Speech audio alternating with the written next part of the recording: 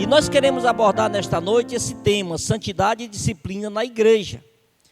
É necessário, irmãos, que a gente vigie. É necessário que nós tomemos todos os cuidados para que nós não deixemos com que as influências deste mundo, como eu falei pela manhã um pouquinho rápido, mas eu falei que o contexto da igreja de Corinto, nós iremos ver algumas coisas aqui também, era um contexto muito difícil, era um contexto de grandes lutas, de perseguições, não é? Eles não tinham tanta liberdade como nós temos hoje aqui para anunciar a palavra.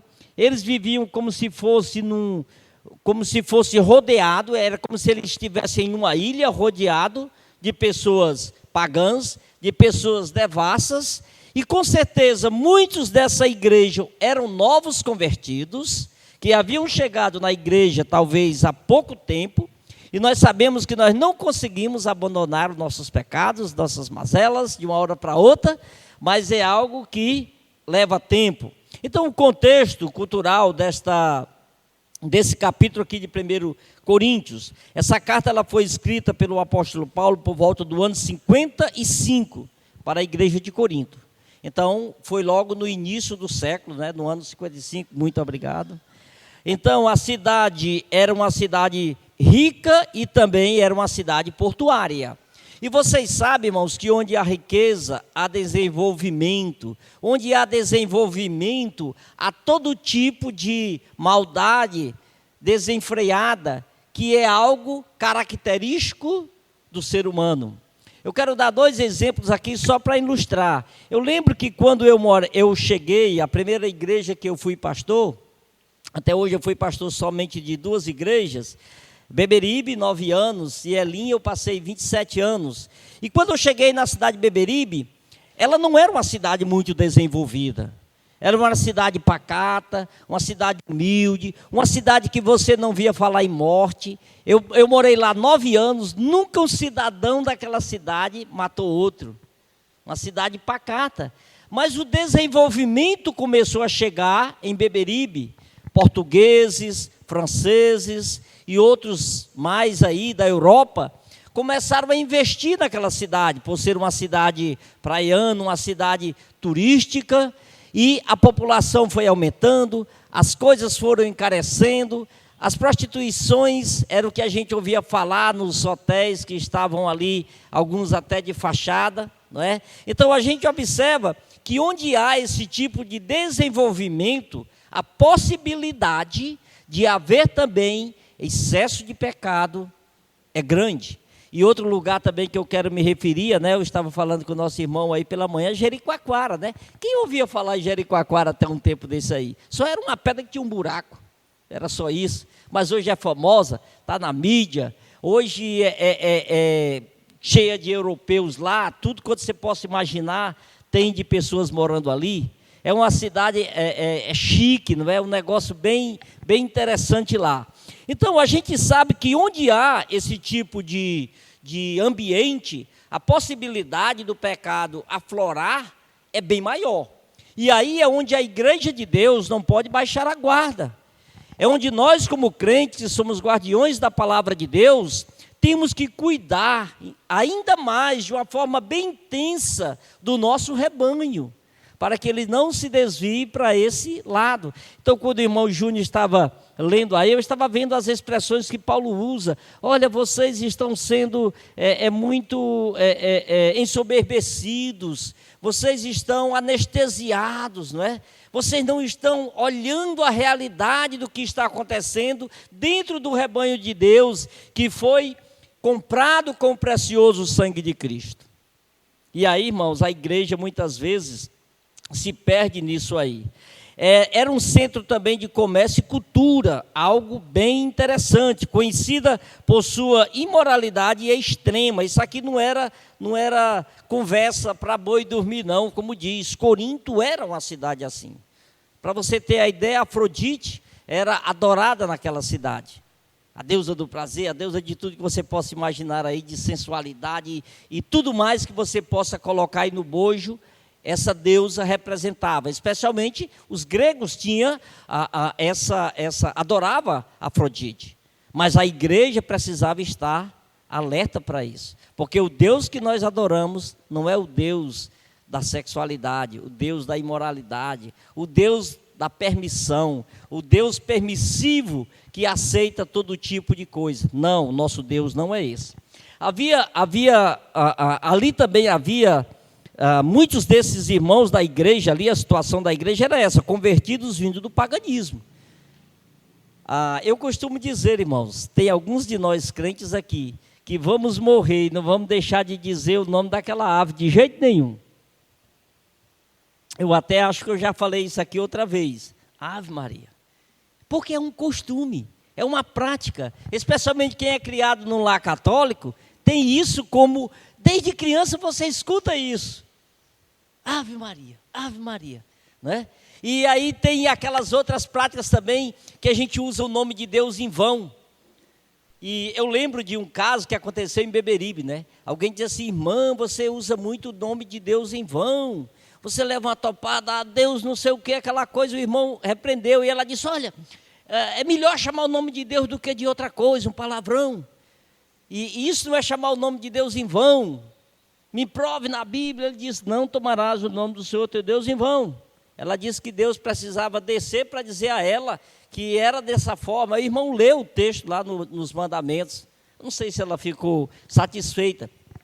Mas esses irmãos eram convertidos do paganismo. E quando você está no mundo, tudo é aceitável. Tudo é permissivo. Nós começamos a tolerar muitas coisas pela falta do conhecimento das Escrituras. E quando a igreja chega a esse ponto, como foi o caso da igreja de Corinto, a se conformar com esse tipo de pecado, e que Paulo diz que esse pecado não se nomeava nem entre os gentios, e olha que eles sabiam bem desse pecado, eles sabiam que isso acontecia, mas eles não toleravam, os descrentes não toleravam esse tipo de pecado. E dentro da igreja, a igreja tolerando um homem que praticava isso dentro da igreja. Olha onde a gente pode chegar. Olha como a gente pode ficar em certos momentos da nossa caminhada cristã entorpecidos, porque não crescemos. Havia também dificuldade de romper com práticas antigas. Tolerância ao pecado dentro da comunidade era algo bem aceitável, não é? Por isso Paulo, ele diz até no verso final, olha o verso final como é duro, o que Paulo diz assim, mas Deus julga os que estão de fora. Olha o que ele diz no verso final, tirai, pois, dentre vós a este iníquo. Irmãos, não era brincadeira o que esse homem estava fazendo. Pecado sério. Um pecado que precisava esse irmão ser, assim, balançado, sacudido. A igreja precisa alertar ele do grande risco que ele corria, do pecado sério que ele estava cometendo. Porque quando a gente tolera certas coisas, quando a gente não recrimina o pecado, tem aquele verso que é muito conhecido, quando Jesus fala no Sermão do Monte, que a gente não deve exercer um juízo temerário, mas juízo temerário, um juízo para corrigir nossos irmãos, todos nós podemos fazer e devemos fazer. Então, o versículo do capítulo 5, versículo de 1 a 8, Paulo vai aqui falar sobre o pecado e a complacência da igreja de Corinto. Era algo, irmãos, que não pode ser admitido dentro da igreja. Acontece, a gente sabe, não é? Aconteceu lá em Corinto. Era uma igreja interessante, que tudo que você possa imaginar de negativo havia nessa igreja. Mas quando Paulo escreve a carta e se dirige a ela, ele diz aos santos, aos amados, aqueles que estão em Cristo. Então isso demonstra que a nossa vida, ela precisa ser ensinada. E nós precisamos nos deixar ser ensinados. Quando se fala de ovelhas, as ovelhas precisam se deixar serem pastoreadas. Porque nós precisamos, irmãos, do conhecimento. Nós precisamos da exortação da palavra, porque se nós não formos então alertados da maneira negligente que muitas vezes nós estamos vivendo, nós podemos chegar longe, bem distante de Deus. Só relembrar aqui aos irmãos, né, as igrejas lá do Apocalipse, que o próprio Cristo escreveu aquelas cartas para ela, e a igreja de Laodiceia foi quem recebeu talvez uma maior repreensão. Era uma igreja que estava a ponto de ser vomitada por Deus. Olha onde uma igreja pode chegar. E era uma igreja que tinha seus cultos. Era uma igreja que estava servindo a Deus, mas a forma não era a forma que Deus estabeleceu, a forma não era uma forma agradável. Ela dizia que tinha tudo, mas na realidade Deus diz: vocês são pobres, cegos, miseráveis e nus.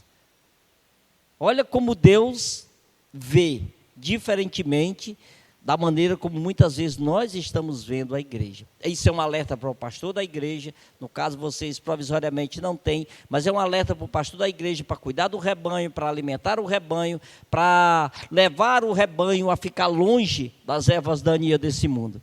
Porque geralmente a grama do vizinho é mais verdinha, não é? Então nessa passagem Paulo vai abordar o que para ele era um problema que se repetia sempre na igreja de Corinto. Em matéria sexual, os pagãos não conheciam o significado da castidade, claro. Ninguém vai entender, se você, por exemplo, uma moça das nossas igrejas, se pronunciar numa faculdade, por exemplo, dizendo que é virgem, ela vai é chacota para os descrentes. Isso é tabu, isso aí é só coisa de evangélico. Não, irmãos, isso é de Deus. Isso é o que Deus quer para a vida de toda moça, para a vida de todo rapaz, que aguarde até o casamento. Mas isso para o descrente é motivo de zombaria. Eles não se preocupam com isso, eles não se preocupam com a vida casta. E era esse tipo de pensamento e atitude que a cultura ao redor daquela igreja praticava, que eles começaram a aceitar também esse tipo de coisa. Então, irmãos, nós corremos sim perigos quando nós estamos rodeados das sinagogas de Satanás e nós começamos a ser influenciados por algumas chamadas mega igrejas que toleram tudo, que abraçam tudo, onde os pastores não mais se posicionam, é sim ou não, mas depende, não é bem assim, aquela coisa toda. Hoje os pastores não se posicionam mais, fica em cima do muro, quem está em cima do muro já está do outro lado. Então, nós encontramos aqui o prazer, onde nós queremos então encontrar esse prazer. Esse é a ideia do mundo. Esse pensamento, Paulo vai dizer aqui no texto, que é bestial. Nós nos tornamos iguais a animais, porque nós perdemos o senso do que é o correto, aquilo que é ensinado por Deus, e praticamos algo que só os animais fazem. Perdemos o senso, nós então deixamos de funcionar de acordo com a regra de Deus, o estabelecido por Deus, e passamos a praticar ou a viver semelhantemente ao descrente. Era muito difícil, irmãos, que a igreja cristã escapasse dessa infecção. Era difícil, porque o ambiente de Corinto, irmãos, era muito pesado. Paulo disse que quando foi para essa igreja, ele foi com grande temor e tremor. Paulo teve medo de fracassar diante dessa cidade tão idólatra, tão depravada. Paulo tinha medo, e olha, Paulo era um grande homem de Deus. Mas você sabe, irmãos, que a pressão do mundo, aquilo que está aí nos imprensando, não é? Pode nos levar a ceder alguns desses prazeres que muitas vezes é bom para a carne. Era muito difícil, né, a igreja suportar isso, mas os cristãos eram como uma pequena ilha de cristianismo, rodeada por todos os lados. Muito paganismo tinha entrado, fazia pouco tempo, né, que o cristianismo tinha chegado naquela cidade, fazia pouco tempo. Paulo tinha iniciado essa igreja, não estava com muitos anos, no ano de 55, não é? Então a cultura que predominava ali era realmente o paganismo. Então era muito difícil despojar-se das práticas que tinha sido a parte da vida deles, né? Dessa geração libertina. Então aquilo que você faz a vida toda é muito difícil de abandonar. É muito difícil. Quando o médico diz, olha, você não pode mais comer aquele negocinho gostoso que você coloca no café chamado açúcar. Eita, não pode mais comer aquele bolo de chocolate. Oh, que dor. Não pode mais isso, não pode mais aquilo. Para o descrente, não pode mais a cervejinha. Eita, é mesmo que matar. Quando a gente chega doente, né? E a gente recebe esse diagnóstico. Então, é assim que Deus nos fala, irmãos. Esse tipo de prazer que agrada a carne, que gratifica a carne, ele não pode mais ser o deleite para o crente, porque nós somos salvos pelo sangue de Cristo. Nós somos comprados pelo seu sangue, como foi lido pelo irmão Breno lá em Isaías. Ele morreu pelos nossos pecados. Todos nós andávamos desgarrados como ovelhas, cada um andava pelo seu próprio caminho, mas ele fez cair sobre nós a iniquidade de nós todos. Ele nos libertou daquele caminho que nós andávamos então desviado. Que nós estávamos então aí andando segundo os nossos deleites. Entretanto, irmãos, se a igreja queria permanecer pura, ela deveria despir-se finalmente de todos os costumes pagãos. Mais uma vez eu volto a dizer que não era fácil. Era compreensível que alguns irmãos tivessem dificuldades. Eu costumo, irmãos, eu já, como pastor, a gente vivencia muitas coisas na igreja. Tem irmãos, olha, tem um irmão na igreja ali, até hoje ele está lá, ele ainda é diácono, seu Antônio Augusto. Ele fez a decisão ao lado de Cristo, como diz a linguagem aí do mundo, melado. Melado, você sabe o que é, não era sujo, não era bêbado. Ele fez a decisão bêbado, cheirando a bebida. Esse homem abandonou a bebida, desde aquele dia, nunca mais ele colocou uma gota de álcool na boca. Mas nem todos é assim. Nós tínhamos outro irmão da igreja, um servo fiel, diácono, servindo a Deus por muitos anos, hoje toma de conta de uma congregação. Ele também tinha dependência, ele gostava muito de beber. E foi uma luta. Ele tinha aquele São Braizinho na geladeira dele, aqui acolá ele bebia um copozinho, né? E depois ele confessou isso para mim. Mas ele também venceu aquilo. Ele abandonou de uma vez por todas aquilo. Então, certas coisas, irmãos, é compreensível. A igreja tem que ter maturidade para poder tratar os assuntos nesse aspecto. É inadmissível que uma pessoa de 20, 30 anos seja tratada como uma pessoa que tem 1 ano, 2 anos de convertido. Que às vezes a gente quer forçar aquilo que nós aprendemos durante 20 anos, a gente quer que o descrente, no outro dia, esteja em perfeita harmonia com tudo que a Bíblia ensina. Não, não é assim. Tem que haver uma certa tolerância. Não tolerância ao pecado, mas uma tolerância para que aquele irmão amadureça. Você precisa ensinar que aquilo é pecado, para que o irmão possa amadurecer. Então, na igreja de Corinto surgiu um caso especialmente escandaloso. Um homem formou uma união ilícita com sua madrasta, coisa que era repugnante até para os pagãos, que estava explicitamente proibido na lei judaica. Se você ler no livro de Levíticos, no capítulo 18, versículo 8, a Bíblia fala sobre isso. Então, pela forma em que estava expressa aqui a acusação, pode bem ter sido que essa mulher já estivesse, sei lá, ou divorciada, ou o marido tivesse morrido, fosse viúva, nós não sabemos bem. Não é especificado isso aqui. A gente não sabe, a gente só sabe que era algo que era constrangedor. E pelo fato de ser constrangedor, possivelmente esse homem ainda não havia morrido. Ele ainda estava vivo e havia esse relacionamento. Por isso Paulo pega bem pesado nisso aqui. Paulo diz, olha, o que vocês estão fazendo? Ele disse, olha, eu não estou aí presente, mas meu espírito está aí. E eu já digo como é que tem que fazer, é assim. Agora, claro, irmãos, nós vamos ver um pouquinho mais na frente. Paulo não estava dizendo aqui que era para escrachar esse irmão, colocar para fora da igreja e dizer, você nunca mais vem aqui, você não é bem-vindo. Não, não é isso. A disciplina, irmãos, serve de exortação, de amadurecimento.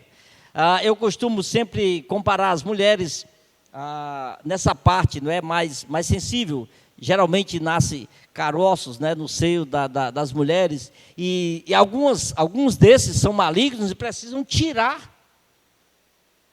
Aí você vai acusar o médico, você vai denunciar o médico, olha, eu fui no hospital, o médico tirou meu seio e agora eu quero processar ele. Mas ele tirou para o seu bem, ele tirou para a sua saúde, ele tirou para que aquilo não se alastrasse no seu corpo. Assim é a disciplina aplicada pela igreja, tem essa finalidade de limpar, de tirar aquilo que está corroendo a vida do irmão, fazer com que aquela asepsia que está sendo feita pela igreja restaure a comunhão do irmão.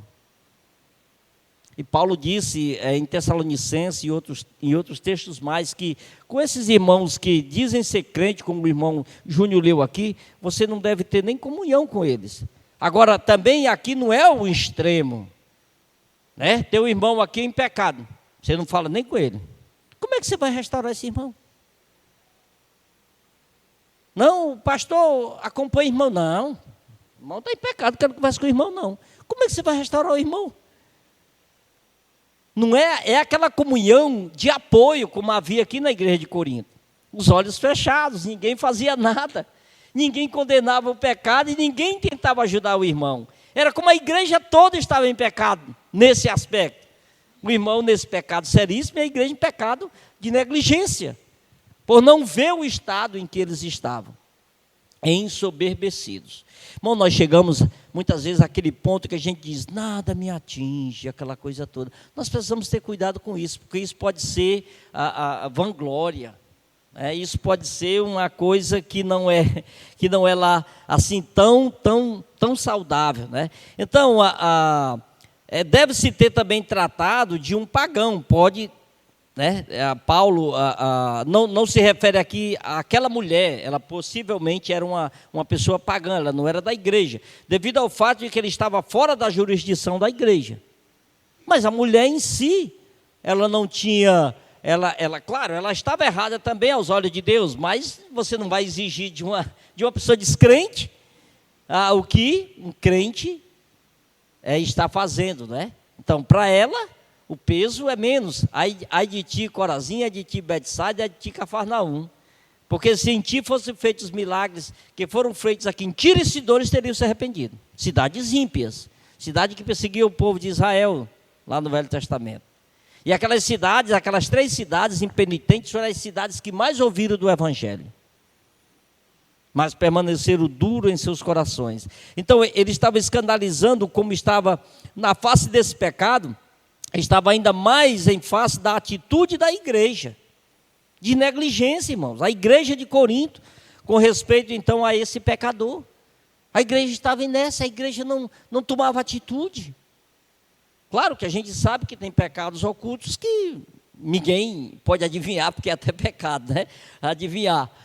Deus condena isso. Mas tinha aceito complacentemente a situação e não tinham feito nada. Deveriam ter se sentido comovidos em face do que estava acontecendo. E a palavra de Paulo usada para a tristeza que teriam que ter demonstrado, irmãos, é uma palavra bem forte, é aquela palavra utilizada em um velório, onde as pessoas choram por amor o ente querido que partiu.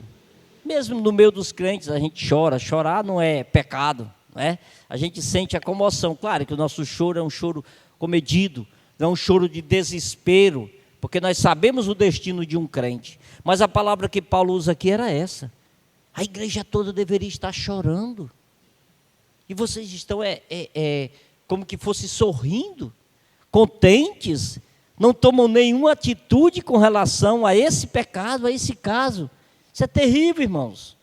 Paulo faz essa acusação aqui, para que a igreja pudesse também cair na realidade e reconhecer que ela era responsável pelos membros que a ela pertencia. E ela tinha o cuidado do rebanho de Deus, deveria ter. Então, uma atitude complacente em face ao pecado sempre é perigosa, porque tem-se dito que a nossa segurança contra o pecado reside onde? No fato de não nos escandalizarmos com ele. Esse aqui é o pior, perigo que a gente corre. Não é? Eu acho que eu disse isso aqui da outra vez que eu vim, mas o ambiente aqui, a ilustração talvez cabe bem aqui. Mas às vezes nós estamos vivendo, ou estamos vendo práticas que o mundo está aí fazendo cada dia, em cada colégio, em todo canto você vê 2 homens beijando-se, 2 mulheres, e quando um crente se escandaliza, o outro, isso é normal, todo canto tem isso. Não é normal. Isso não é normal. Pode ser normal para o descrente, mas para um crente, isso não é normal. Porque, irmãos, a gente corre o perigo de se acostumar com o pecado. A gente corre o perigo, até de muitas vezes nós como pais, não advertir nossos filhos por pequenos deslizes que ele faz. Dizendo, olha, isso é coisa de criança. Olha isso aqui. Tudo bem, a gente entende coisa de criança. Mas a repreensão precisa ser feita. Para que aquela criança comece a tomar pé das suas atitudes. A saber que ela não pode todas as coisas. Que certas coisas que mesmo que uma criança faz, pode ser errada. Seu comportamento, sua atitude. Então, irmãos, é um grande perigo quando a igreja começa a se acostumar com pecado.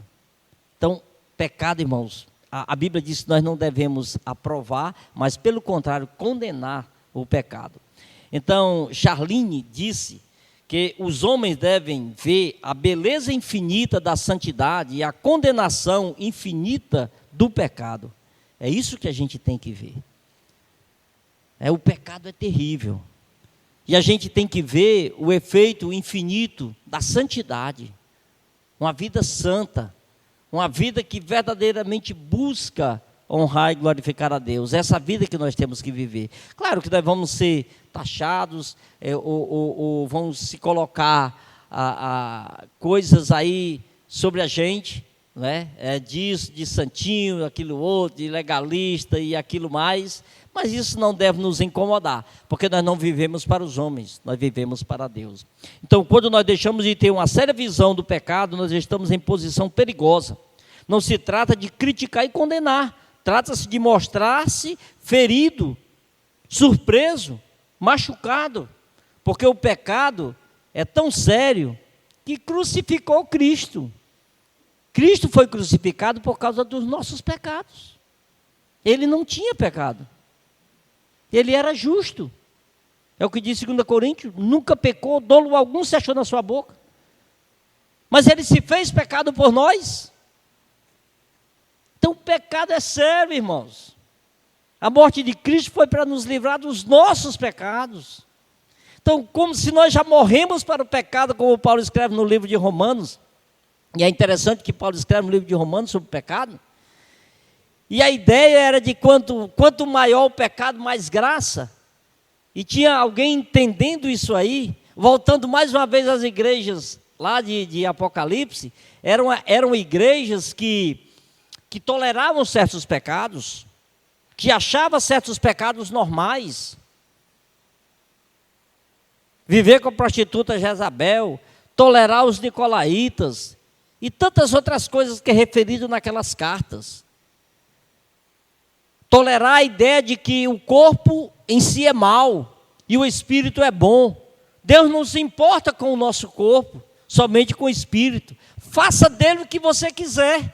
Essa era uma filosofia nas igrejas, aquelas cartas escritas à igreja da Ásia Menor. Mas que Deus é esse? Que nos tirou do pecado e agora nos libera para usar o nosso corpo para satisfazermos os pecados, os desejos pecaminosos? Isso é contrário ao que a Escritura ensina.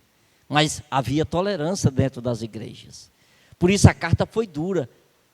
Ele disse, olha, se vocês não se arrependerem, eu virei e removerei o candeeiro. Quem tem ouvidos, ouça o que o Espírito diz às igrejas. É o Espírito Santo de Deus que está falando às igrejas. Nós devemos ouvir o que ele diz, não o que nós queremos ouvir, o que é agradável aos nossos ouvidos. Então, ele morreu para libertar os homens do pecado. Nenhum cristão pode considerar com leviandade o pecado. O veredito aí de Paulo é que deve fazer algo com esse homem. Em uma frase vívida, ele diz que deve ser entregue a Satanás. Ou como se diz a esfera, quando alguém sai da proteção da igreja, o mundo aí fora está sob o domínio de Satanás. João diz que o mundo inteiro jaz no maligno. Então você está fora da proteção da igreja, está deixando de ouvir a exortação da palavra, você está nesse mundo aí, você está debaixo da direção do inimigo das nossas almas. Então nós devemos ter muito cuidado com isso, irmãos. Porque a igreja de Deus é um ambiente que você está seguro, debaixo da graça. Você está recebendo a instrução, o alimento, que pode te proteger de seguir na esfera deste mundo aí fora. Significa com isso que ele deve ser excomungado. Era isso que Paulo estava dizendo.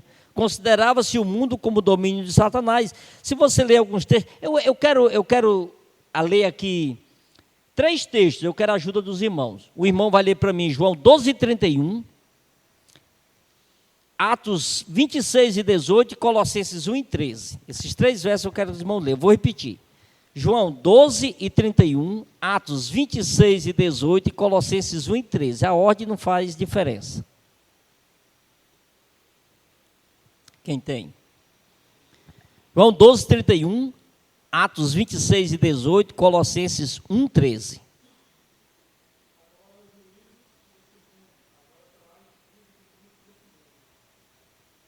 É João, né, irmão?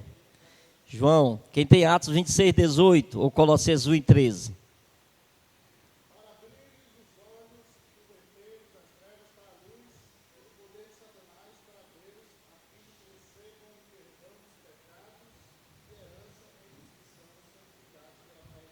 Colossenses, né? Olha aí. Atos 26:18. Olha aí.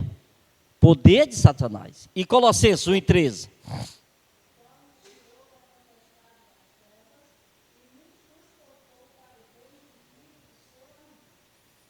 Nós estávamos antes nas potestades aí, nas trevas. Ele nos tirou para o reino do Filho do seu amor.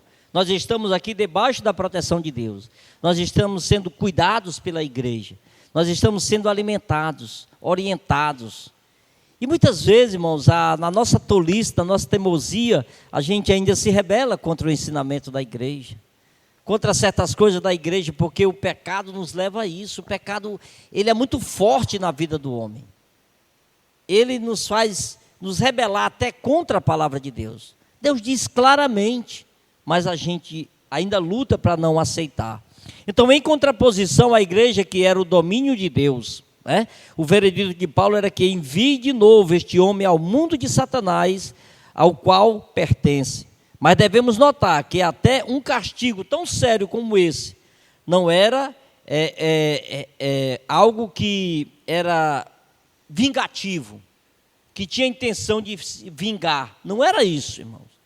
Era para que essa pessoa, como diz os estudiosos lá em 2 Coríntios, no capítulo 2, diz que esse homem se arrependeu. E essa é a ideia, o que a igreja queria mesmo, ou seja, o que Paulo queria por meio da igreja, é que esse homem recebesse disciplina, para que ele sentisse o peso do pecado, reconhecesse o seu erro, e até a própria igreja fosse despertada, para não permitir que esse tipo de pecado continuasse acontecendo. Tratava-se de humilhar o homem, de domar e erradicar suas paixões, de modo que, no final, o seu espírito pudesse ser, então, salvo. Tratava-se de fazê-lo repreender, de fazê-lo ver a enormidade do que ele tinha feito.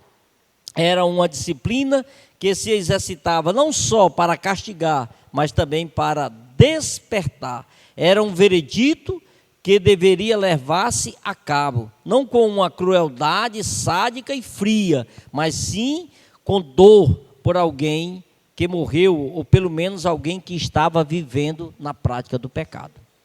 E vamos lembrar, o ensino de João é claríssimo. A versão Almeida Corrigida Fiel diz que o crente não peca, mas a gente entende o que é não peca, não é? Nos versos que seguem ele explica isso, mas na versão atualizada é mais clara. O crente não vive na prática do pecado. Esse é o ensinamento. Pecar, nós vamos pecar, mas quando nós vivemos na prática, era o que estava acontecendo com esse jovem aqui, ou o senhor, não sei, não sabemos a idade, mas alguém numa idade que poderia praticar esse tipo de pecado, uma idade ainda jovem, não é? Então, alguém que estava vivendo na prática do pecado. Quem está vivendo na prática do pecado precisa ser corrigido. Ou ele, então, vai para onde ele deva ou queira ir, tomar a decisão de ir. Ele não pode ficar contaminando o rebanho de Deus. Lembrando da ideia da Páscoa, que um pouco de fermento leveda toda a massa. O pecado tolerado ele tem a possibilidade de fazer com que uma igreja toda seja repreendida. Eu estava lendo meu devocional também pela manhã, eu citei de manhã Mateus, mas no livro de Josué, mostra que quando o povo de Israel chegou para destruir a cidade de Ai, eles não conseguiram. E você sabe qual foi o motivo? Vocês sabem. Pecado de Acã. Acã foi punido. Acã confessou o pecado. A gente às vezes acha crueldade, não é? Matar um homem. E toda a nação que poderia ser destruída por causa do pecado de um homem. Então é sério, irmãos, o pecado. O pecado não pode ser tratado de forma leviana. Sempre atrás do castigo, da disciplina da igreja, estava a convicção de que deveria levar a cabo com um propósito, não de destroçar, mas sim de refazer o homem que tinha pecado. Logo, Paulo dá alguns conselhos práticos. Olha o que ele diz no versículo de 6 a 8, ele diz assim: não é boa a vossa jactância, não sabeis que um pouco de fermento leveda toda a massa? Purificai-vos, pois, do fermento velho, para que sejais uma nova massa, assim como estáis sem fermento, porque Cristo, nossa Páscoa, foi sacrificado por nós. Por isso, façamos a festa, não com o fermento velho, nem com o fermento da maldade e da malícia, mas com os asmos da sinceridade e da verdade. Olha a exortação que Paulo fala. Olha aqui Paulo trazendo a ideia da Páscoa. Olha Paulo trazendo o que Cristo fez na cruz do Calvário por nós. Morreu por causa do pecado. O pecado é sério. Deus puniu seu próprio Filho para que nós tivéssemos vida eterna por meio dele. Então, ele morreu por causa dos nossos pecados. Pecado não pode ser tratado, irmão, de forma leviana. Pecado não pode ser tratado uma besteirinha, uma coisa assim e tal. Não, irmãos. Nós devemos ter cuidado.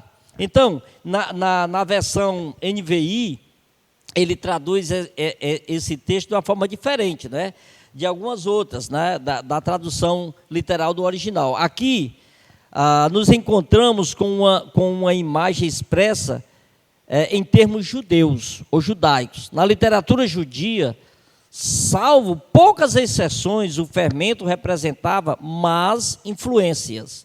Por isso ele usa essa ideia aqui para falar. Então, a levedura é massa fermentada que se guardou geralmente de uma fornada anterior para o outro dia. Os judeus identificavam a fermentação como uma putrefação, de modo que o fermento significava uma influência putreficante e corruptora. O pão da Páscoa era sem fermento. Êxodo 12, 15, Êxodo 13, 7. Não tinha fermento no pão da Páscoa. Porém, mais que isso, a lei estabelecia que no dia anterior da festa da Páscoa, o judeu deveria acender uma vela, buscar cerimonialmente a levedura pela casa e atirar até o último pedaço dela para fora, né? Então, é como diz no livro de Sofonias 1 e 18, a imagem da busca de Deus pelo seu povo. Lá a ideia, Sofonias diz que o profeta estava como que com lanternas procurando os filhos de Deus. E aqui a ideia é essa, com a luz você procurando todo o fermento para tirar, para não contaminar o momento da Páscoa, da celebração da Páscoa. Com os asmos ele diz da sinceridade. Aí mais uma vez a gente volta no conceito pela manhã, por isso cada um examine-se a si mesmo, para que você não esteja prestando ou participando da ceia do Senhor de forma indigna, não abandonando seus pecados, não tendo entendimento e não agindo como Deus verdadeiramente quer. Então nós devemos notar que a data dessa busca era 14 de abril, né? Um pouquinho mais do que o nosso dia hoje, mas que nela se via aí a origem da grande limpeza da primavera. Antes da Páscoa, se deveria eliminar os últimos restos de levedura. Assim, pois, Paulo toma essa imagem e diz que o nosso sacrifício Cristo foi realizado. Foi o seu sacrifício que nos libertou do pecado. Assim como Deus libertou os israelitas do Egito, nós somos libertos do nosso pecado. Então, irmãos, vamos pensar nisso. É isso que Paulo quer que a gente entenda. Se Cristo morreu para nos libertar do pecado, Por que que eu quero me envolver com o pecado? Eu sei que muitos pecados que a gente comete parecem não ser tão intencionais, mas nós devemos ter cuidado para não deixar o pecado dominar a nossa vida. Eu falei pela manhã que o crente não cai em pecado, o crente entra. Nós começamos a alimentar certas coisas, nós começamos então a desejar certas coisas, e aí, irmãos, quando a gente mal espera, estamos desejando coisas que não agrada, que não honra e não glorifica a Deus. Se deixarmos que a má influência penetre na igreja, pode corromper toda a sociedade, assim como o fermento penetra a toda a massa. E eu quero fazer, irmãos, essa exortação aqui, olha. Quando a igreja se torna semelhante ao mundo, ela perde o seu poder, como igreja de Deus. A palavra de Deus perde o seu poder. Se nós vivemos a semelhança dos homens descrentes, qual é o parâmetro que o homem descrente vai ter? Vai olhar para você e diz, compra e não paga. Trai a mulher. Faz aquilo ali. Faz aquilo ali, que é pecado. Esses crentes aí da igreja Curió, faz isso, aquilo outro. Então, irmãos, nós perdemos, o evangelho perde a sua eficácia, quando nós, os crentes, não estamos respaldados pelo evangelho. Então, Paulo queria fazer os irmãos de Corinto entender isso. Fomos libertos pelo pecado, Cristo pagou o preço do nosso pecado, então não entre mais em pecado. Não busque isso, porque é a ruína da sua vida espiritual. Nós devemos viver longe disso. Às vezes, é também preciso exercer a disciplina pelo bem da igreja. Pelo bem da igreja. Nem sempre é bom achar ou fechar os nossos olhos perante os ofensores, ou as ofensas. Elas podem nos prejudicar. O veneno deve ser eliminado antes que se expanda. A erva daninha deve ser arrancada antes que ela polua toda a terra. Vocês já viram, observaram? Não sei se essa mangueira aqui, alguma época já teve, mas não tem. Os pássaros fazem fezes nas mangueiras e nasce uma erva daninha. Onde tem aquela erva daninha, ela chupa a seiva da mangueira e o galho da mangueira seca e a mangueira morre. Ali é erva daninha. É algo sugando aquilo que deveria ir para a planta. A planta está tirando os nutrientes que ela deveria usar e ela está usando aquilo ali. Então nós devemos ter cuidado, porque é isso que o mundo faz conosco. Muitas vezes ele nos suga, ele enche os nossos olhos e nós passamos a desejar as mesmas coisas do mundo. E aí nós estamos em risco, A disciplina não deve ser exercida para a satisfação das pessoas que aplicam, no caso a igreja, mas deve ser usada para corrigir os pecados, sempre pelo bem.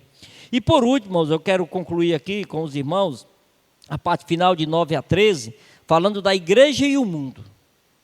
Aqui é outra realidade. Parece que Paulo já tinha escrito uma carta aos Coríntios, aquela carta que dizem aí os estudiosos, uma carta perdida, mas uma carta que foi escrita para elucidar, para tirar dúvidas. 1 Coríntios, quando você lê o capítulo 7, você sabe claramente que essa carta foi escrita porque irmãos tinham dúvidas sobre certas coisas com relação ao casamento, e Paulo escreve. Então Paulo escrevia para esclarecer. Então tinha uma carta aqui, diz os estudiosos, que foi perdida, não é? Por mais que foi Paulo que escreveu, não está no cano, não foi da vontade de Deus. Mas eles parece que tinha essa carta aí que tinha sido escrita. E com eles tinha sido escrita com a ideia de não se associar com os homens maus. Era tido esse escrito, não é? Porque quando nós nos associamos com o homem mau, nós corremos grande risco. Eu preguei recentemente na Igreja Jordão e eu preguei no Salmo 1. Quem quer citar o versículo primeiro para mim aí? Bem-aventurado.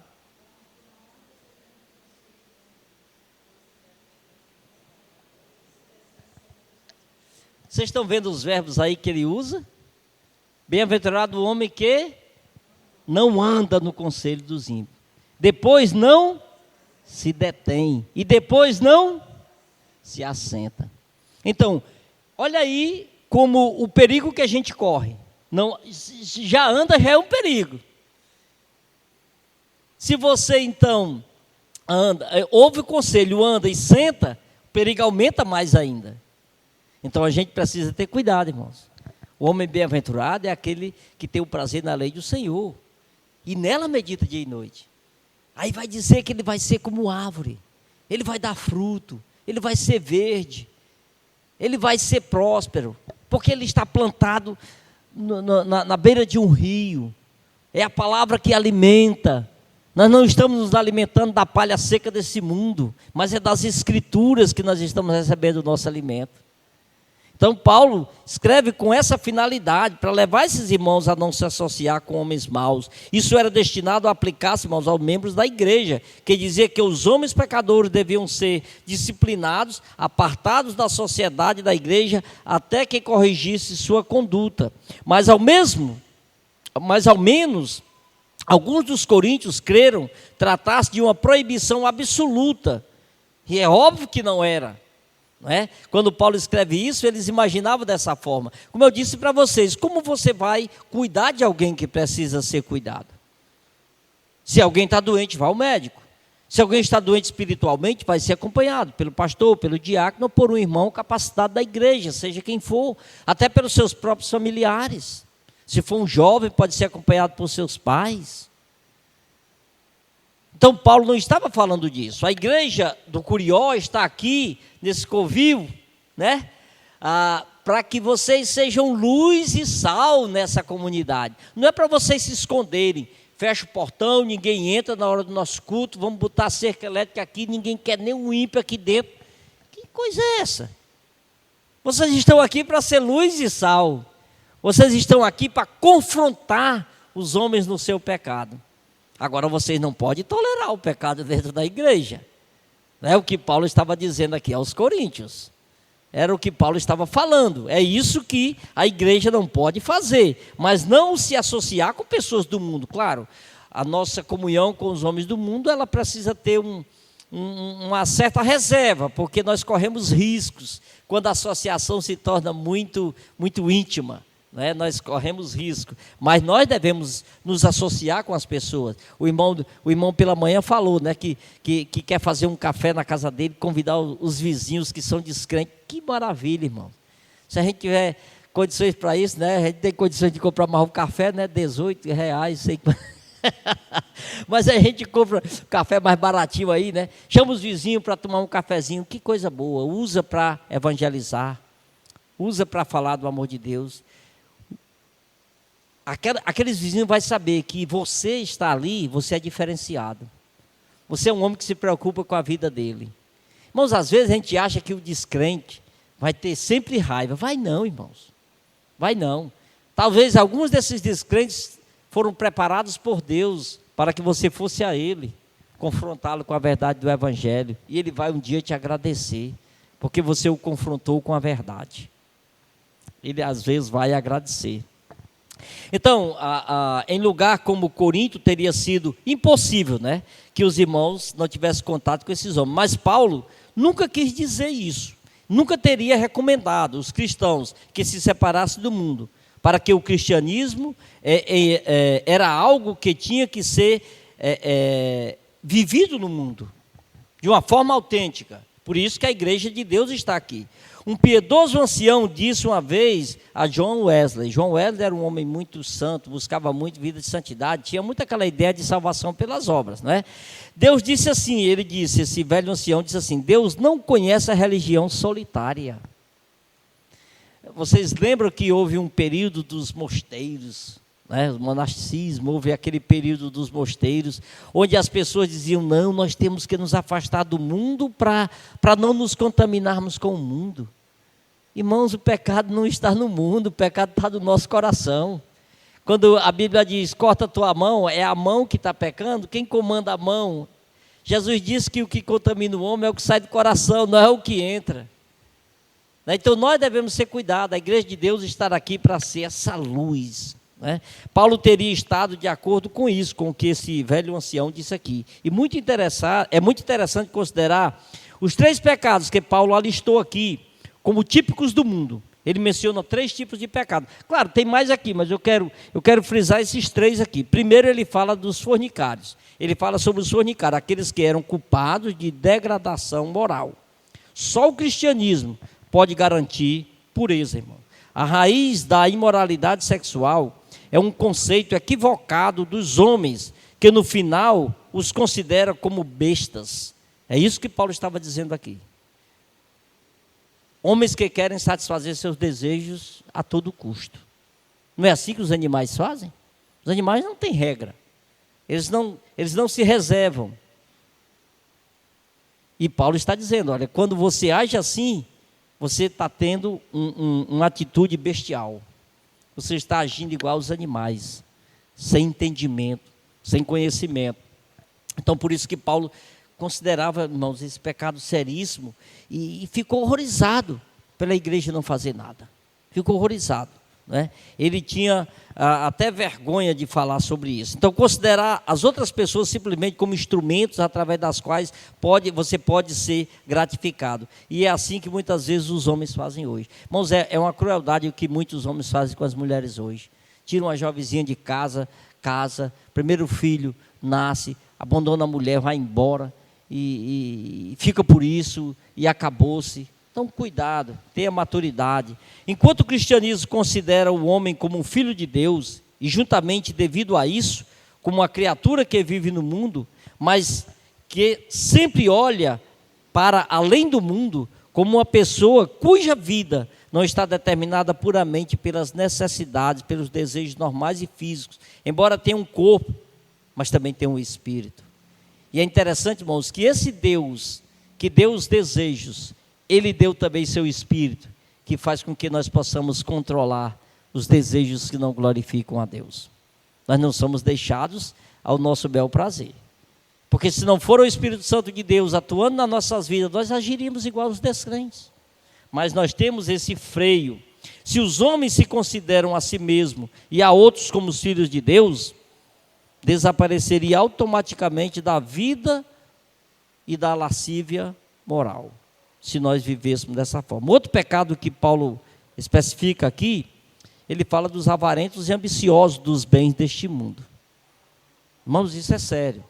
Isso tem crente que não tem compromisso com a igreja porque trabalha tanto e acha que aquilo é algo fantástico, né? Que não é preguiçoso, quem não trabalha não come, a Bíblia diz, que não tem tempo para Deus.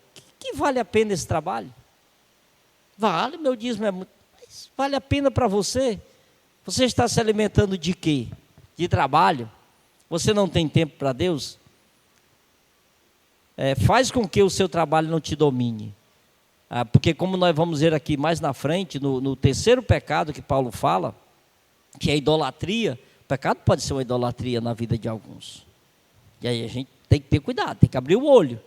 Porque idolatria, no nosso conceito, é só adorar a imagem. Não, vai muito longe. Então, se julgarmos as coisas com base em medidas puramente materiais, não há razão para que não tomemos como medida os nossos próprios interesses.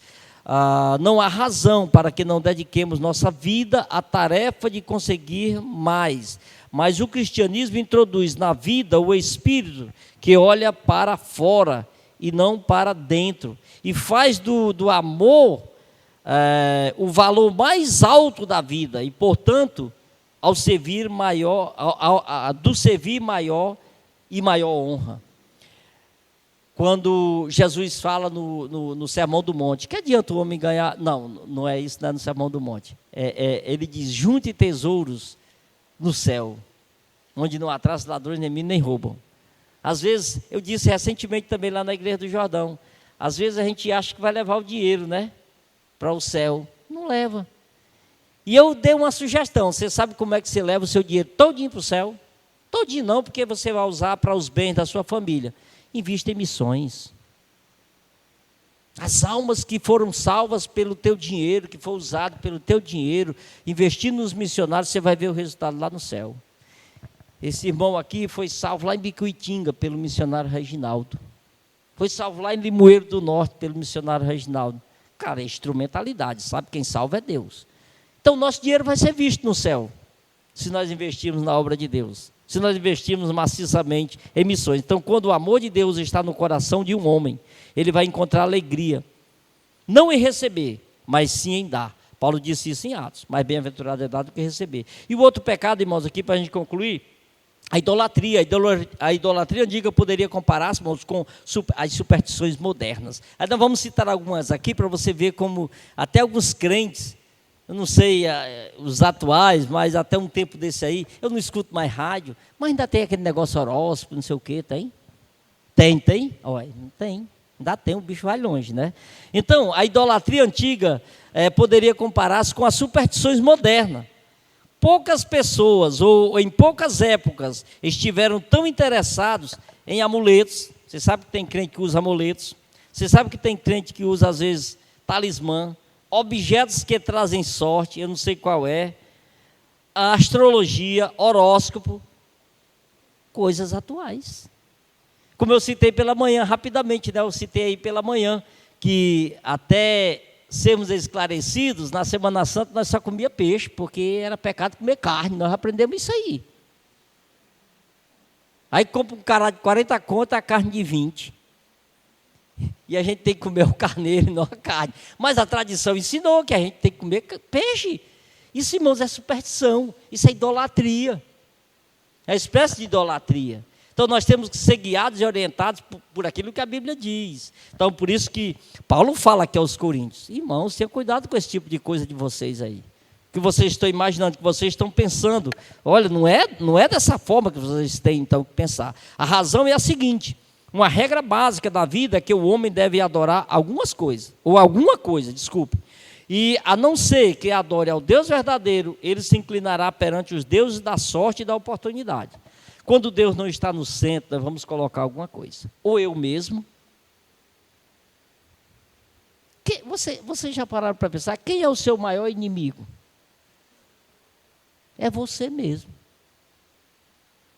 Nós queremos ser gratificados, nós queremos tudo para a gente, nós queremos as melhores coisas, nós somos o maior inimigo, quando nós queremos aí satisfazer os nossos próprios desejos. Então, o Deus verdadeiro, ele se inclinará perante os deuses da sorte e da oportunidade, né? É dessa forma, o Deus verdadeiro, né? Quando diz, e a não ser que adore o Deus verdadeiro, você vai se inclinar perante os deuses da sorte e da oportunidade. Sempre que a religião se debilita, fortalece-se a superstição. Então nós precisamos ter cuidado, irmãos, naquilo que Deus ensina, para que a superstição não comece a tomar lugar em nossa vida. Nós comecemos a acreditar em certas coisas. Olho gordo, não sei o quê. O menino que bota a fita vermelha no braço para não quebrante. Não sei se vocês creem que não acreditam nessas coisas, mas eu ouvia isso falando aí direto. Levar o menino para a rezadeira, quebrar um galho de pau, quando terminava estava murcho. Claro, todo galho de pau cortado do ar fica murcha. Mas a gente acreditava naquilo, irmão. Está vendo para a mulher poderosa, o peão está aí, murchinho. Né? Rezou do menino. A gente acreditava, irmão, nessas besteiras. Nós devemos notar que esses 3 pecados básicos do mundo representam as 3 direções das quais o homem peca. Aí, só voltando aqui, o pecado da fornicação, que é um pecado contra o próprio homem, seu próprio corpo. Né? Cair nesse pecado é algo sério. O pecado do espírito avarento, ambicioso. Né? E os nossos vizinhos, os que nos rodeiam, né? E o pecado da idolatria, que é contra Deus. Então nós devemos, irmãos, ter cuidado para que esses pecados não dominem nossa vida. Ele fala de outros aqui, mas que nós não iremos examinar. Trata-se de uma citação, esse texto aqui trata-se de uma citação de Deuteronômio 17, Deuteronômio 24 e 7. Há momentos em que o câncer deve frear-se, deve tomar medidas drásticas para evitar a infecção. Nós precisamos cuidar. E o que moveu, ou o que move Paulo, não é o prazer de aplicar a lei severa, ou o desejo de ferir, ou demonstrar o seu poder. Trata-se do desejo do pastor de proteger sua igreja nascente, da infecção do mundo, que sempre a ameaça. Então essa era a ideia de Paulo aqui. não era cortar esse irmão, não era massacrar a vida desse irmão, não era execrar a igreja de Corinto, que foi ele mesmo que organizou, que fundou, mas era exatamente a pureza que ele queria dentro da igreja, e que nós, irmãos, nunca descuidemos. E nós devemos ter cuidado dos nossos irmãos, nós devemos amar os nossos irmãos ao ponto tal de não vermos ele caminhando para o precipício e não nos preocuparmos com ele, mas que nós cuidemos uns dos outros, para que a igreja de Deus seja luz, para que a igreja de Deus seja sal, e o evangelho seja a verdade que guie as nossas vidas. Que o Senhor nos abençoe.